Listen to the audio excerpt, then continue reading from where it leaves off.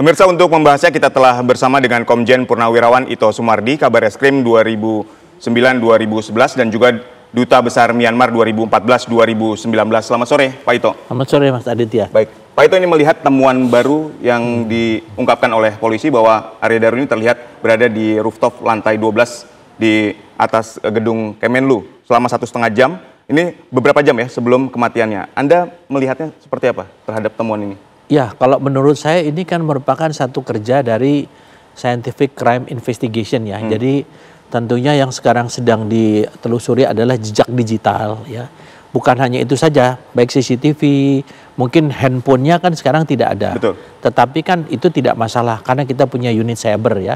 Jadi nanti kita pakai menggunakan cyber pendekatan daripada cyber forensik juga, kemudian disatukan dengan hasil otopsi, disatukan dengan hasil lapor ya mungkin dari Inavis dan lain sebagainya, sehingga nanti akan mengarah kepada satu kesimpulan. Ya. Sehingga nanti Polda akan membuat satu kesimpulan yang didasarkan kepada fakta-fakta yang tidak terbantahkan, sehingga tidak ada lagi spekulasi-spekulasi yang sekarang banyak beredar ya. Betul. Saya kira mungkin di situ bukan hanya itu saja, ini kan secara teknis forensik, tapi juga Polda itu sudah melakukan pendalaman ya kepada pihak-pihak terkait, apakah itu teman sekerjanya, apakah itu mungkin orang-orang yang ada di kos ya, ataukah mungkin dengan orang-orang lain yang dianggap sebagai terkait dengan almarhum ya. Nah, keluarganya juga. Nah, saya yakin Polda mereka sudah memiliki satu gambaran sementara hipotesis ya, hipotesis yang nanti tentunya setelah dilengkapi dengan bukti-bukti lain diambil satu kesimpulan penyebab kematiannya adalah karena ini. Kalau memang itu adalah menghilangkan nyawa diri sendiri, misalnya bunuh diri, ya kenapa motifnya itu nanti kan dari kaitan cerita-cerita dari apakah temannya ada masalah apa di kantornya mungkin ya, sehingga dia membuat yang bersangkutan itu harus mengambil langkah yang betul-betul drastis ya. Pendek ya, yang ibaratnya dalam keadaan betul-betul high pressure ya, tekanan tinggi, atau mungkin memang sengaja dihilangkan karena ada masalah-masalah lain yang menyangkut pribadi yang bersangkutan. Nah, ini kan tentunya harus didalami ya, dan ini saya yakin sudah ada keterangan-keterangan ini, tinggal disimpulkan. Kalau memang yang bersangkutan itu adalah bunuh diri, tentunya yang akan didalami adalah motifnya kenapa. Ada apa, kenapa sampai mengambil langkah ini? Baik, Pak Ito, ini tapi kan menarik ketika berada di atas rooftop selama 1,5 jam ini seolah ada beban berat secara psikologis dalam pemikiran si korban ini, termasuk tas yang dibawa dan jinjingan tentengan yang dibawa juga ketika turun tidak ada semua. Kalau saya, menurut pendapat saya ya, ini pendapat saya, saya mungkin kalau saya merasa bersalah kepada seseorang, saya akan merasa mungkin saya diikuti orang gitu ya. Kemudian saya ingin memastikan apakah saya mungkin diikuti oleh seseorang atau siapa gitu ya. Karena kan dia tadinya hanya berbelanja di salah satu supermarket kan, kembali. Kemudian kenapa barang-barangnya sampai nggak ada? Kenapa handphonenya sampai tidak ada? Nah, kalau soal handphone ini kan akan bisa ditelusuri daripada jejak digital, misalnya incoming dengan outgoing ya. Itu kita bisa lewat operator, dari sana saja bisa punya satu gambaran apakah yang bersangkutan punya masalah dengan masa lalunya ya sebelum beliau meninggal, ataukah memang ada mungkin ancaman dan lain sebagainya. Ini kan nanti akan disatukan gitu dengan penyebab kematian. Penyebab kematiannya itu kenapa? Nah, di rooftop itu juga nanti akan bisa membuat dikaitkan, oh dia di sana sedang apa gitu. Betul. Nah, kejanggalan handphone yang hilang ini memang sengaja dihilangkan oleh si pribadi, oleh Arya Daru sendiri, atau memang ada yang menghilangkan? Misalnya kalau kita ada dugaan pembunuhan, berarti pelaku pembunuhan ini yang menghilangkan. Menurut Anda, ini sekali lagi menurut Anda? Disinilah pentingnya hasil otopsi. Hasil otopsi itu kan penyebab dan waktu kematian. Waktu kematian harus dikaitkan lagi pada saat handphone itu dimatikan kapan.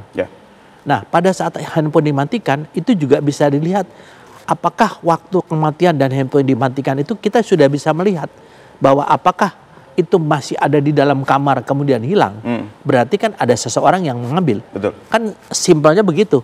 Jadi handphone itu pasti akan ditelusuri sejak kapan berhenti ya untuk berhubungan dengan istrinya dan kenapa dia berhenti ya. Kamu tiba-tiba mematikan, apakah yang bersangkutan mematikan ataukah dimatikan orang-orang lain. Tetapi waktu kematian dengan waktu tidak aktifnya handphone itu merupakan satu kunci juga gitu. Oke, dengan ditemukannya plastik, jadi ada plastik kemudian baru dilakban, ini yang terus membuat sebagian orang menyatakan bahwa ini janggal banget kalau sampai bunuh diri, karena seniat itu ada plastik dulu kemudian melakban wajahnya sendiri. Ya. Pak Ito melihatnya dari kacamata Anda sebagai mantan kabar reskrim? Iya, saya pernah mengalami di Poltabes Surabaya, waktu itu saya Kapoltabes Surabaya, ada kematian seorang dokter, ya, itu dengan modus yang sama. Pada akhirnya kita bisa menyimpulkan kalau sudah pakai plastik, apalagi di lakban, itu adalah kalau memang dilakukan oleh orang-orang yang profesional, ya itu dilakukan secara profesional. Tapi kalau yang bersangkutan memang mau, nah ini tentunya ahli-ahli forensik yang bisa psikologi forensik ya, yang bisa menetapkan apakah itu satu kelaziman, apakah itu memungkinkan orang bisa demikian, kemudian tidur ditutup dengan selimut rapih ya, ataukah memang orang itu dalam keadaan tidak mampu, kemudian ya ada seseorang yang melakukan demikian. Nah, tentunya ini saya yakin kesimpulan-kesimpulan ini sudah mulai mengerucut ya. Kotak Pandoranya sudah mulai terbuka. Sudah mulai mengerucut, yang saat ini tentunya Polri dalam hal ini Polda Metro Jaya mereka sudah akan membuat satu kesimpulan. Tapi sebagaimana di sini kita harus ketahui bahwa lebih baik kita cermat daripada kita terlalu cepat menyimpulkan. Kalau kita cepat ada hal-hal yang terlewatkan, maka akan merugikan. Dan kalau kita bisa dengan cermat, kita sudah bisa mengambil langkah-langkah ke depannya apa. Gitu. Langkah-langkah ke depan misalnya kasus ini adalah kasus bunuh diri, tentunya kita langkah ke depannya harus kita dalami motifnya yang bersangkutan, ada hubungan apa dan lain sebagainya. Pak Ito, saya ingin mendalami sedikit tadi ketika Anda menjadi Kapoltabes ini, ada dokter dengan kasus yang serupa, mati di wajah ditutupi oleh plastik kemudian dilakban. Ini kasusnya bunuh diri atau pembunuhan setelah Anda telusuri? Memang pada awalnya memang kita sulit ya, karena tidak ada bukti-bukti sama sekali. Dan rapi? Rapi. Nah, memang ada beberapa yang bekas perlawanan ya. Jadi kita waktu itu memang sampai akhirnya kita bisa menelusuri pelakunya ya. Pelakunya juga dia untuk bisa mengelabui pakai pakaian dokter juga. Ya, itu pun juga memerlukan waktu. Sehingga kalau mengungkap satu kasus itu kesulitannya memang tergantung daripada bagaimana modus operandi ya. Modus operandi atau cara yang dilakukan oleh seseorang itu untuk melakukan tindak kejahatan itu. Tergantung itu sulit atau mudahnya gitu kan. Kalau mengungkap satu kasus yang mudah itu kan kalau berdasarkan teori segitiga pembuktian, ada korban, ada pelaku, ada barang bukti. Nah, itu lengkap. Tapi kalau pelakunya belum bisa ditemukan, barang buktinya belum bisa ditemukan. Nah, sekarang yang paling penting adalah menurut saya hasil otopsi. Kemudian bagaimana hasil otopsi itu bisa dikaitkan dengan hasil penelusuran jejak digital dari HP, HP yang hilang. Betul. Itu kan Pak Kabid Humas ini mengatakan itu bukan hal yang sulit ya, karena kita punya unit cyber yang bisa bekerja sama dengan seluruh operator. Dari sana kita bisa lihat lagi dengan CCTV kan. Dari awal pada saat saya di beberapa media mengatakan ada kejanggalan saat korban masuk, posisi CCTV itu berada di wilayah blind spot. Tidak bisa melihat dia masuk ke kamar korban. Tetapi pada saat dicongkel, pada saat dia jalan si penjaga kosnya itu kan dalam posisi yang sempurna bisa melihat secara keseluruhan. Ya, itu yang menurut saya kejanggalan itu yang. Jadi dengan kata lain Anda katakan bahwa ini bukan bunuh diri, tapi ada yang melakukan pembunuhan. Ya, jadi kalau memang demikian, menurut saya ada kerjasama. Kerjasama dengan siapa? Siapa yang bisa menggerakkan CCTV itu? Ya, saya yakin itu sudah didalami oleh teman-teman penyidik di Polda Metro Jaya dan mereka semua profesional ya, sehingga mereka juga tidak mau mengambil satu kesimpulan. Ya, karena sekarang kan banyak beredar isu-isu skenario, istilahnya spekulasi juga bagus juga untuk memberikan petunjuk. Kalau memang itu bisa masuk, itu sesuatu yang bagus karena kan semakin banyak orang melihat kasus ini seperti nonton bola. Penonton tuh lebih pintar daripada pemain bolanya. Nah, apa yang menjadi masukan opini dari penonton ini juga bisa kita jadikan masukan untuk kita dalami, demikian. Baik, ini kan PMJ sudah bilang bahwa sudah ada hasil dari lapor tapi perlu proses sinkronisasi. Sebetulnya berapa lama proses sinkronisasi? Karena kan ini publik sudah menunggu nih, apakah Arya Daru ini memang bunuh diri atau dibunuh dan siapa pelakunya? Kan itu sudah sangat ditunggu oleh publik saat ini. hasil lapor itu kan ada dari Inavis ya, ada juga dari kedokteran forensik, ada juga dari digital forensik ya. Nah, ini semua kan temuan-temuan baru ini bisa menjadi sesuatu yang menguatkan untuk membuat satu kesimpulan. Tapi yang paling menentukan di sini adalah kedokteran forensik.